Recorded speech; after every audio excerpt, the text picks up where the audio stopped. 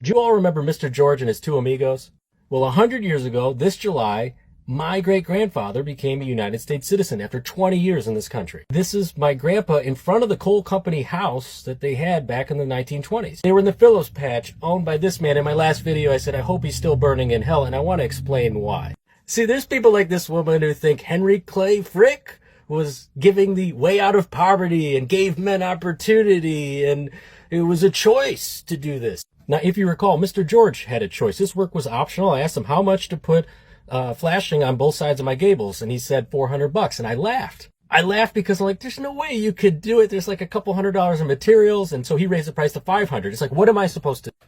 I don't know for sure how long it's going to take him, but how much more money am I supposed to give him? And what else can I do? Well, what would Henry Clay Frick do? Henry Clay Frick was the majority shareholder in a business venture that became the third deadliest natural disaster in United States history to this day.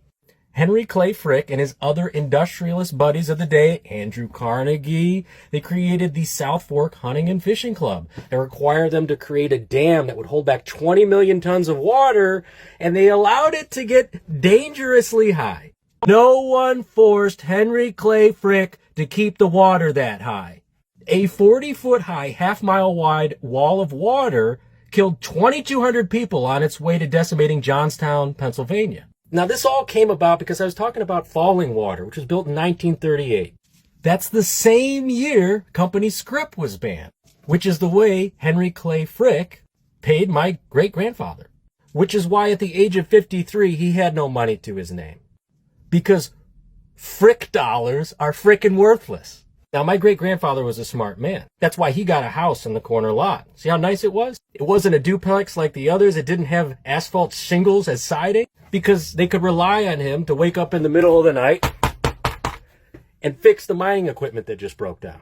But apparently this wasn't valuable enough of work for Mr. Frick, so penniless at the age of 53, my great-grandfather had to borrow money to buy a farm on a handshake deal from another Czechoslovakian immigrant.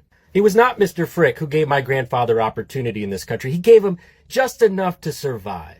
You know, like Mr. George and his two amigos, who gross $500 in revenue in a day, spend $200 on materials. They're not going to survive doing this. This is rebuttal school. You don't think I know how to use these guys to my advantage? You don't think I can go sell a bathroom for 15 grand and have these three guys working on it and charge full price and pay them $15 a day? You don't think I could do that?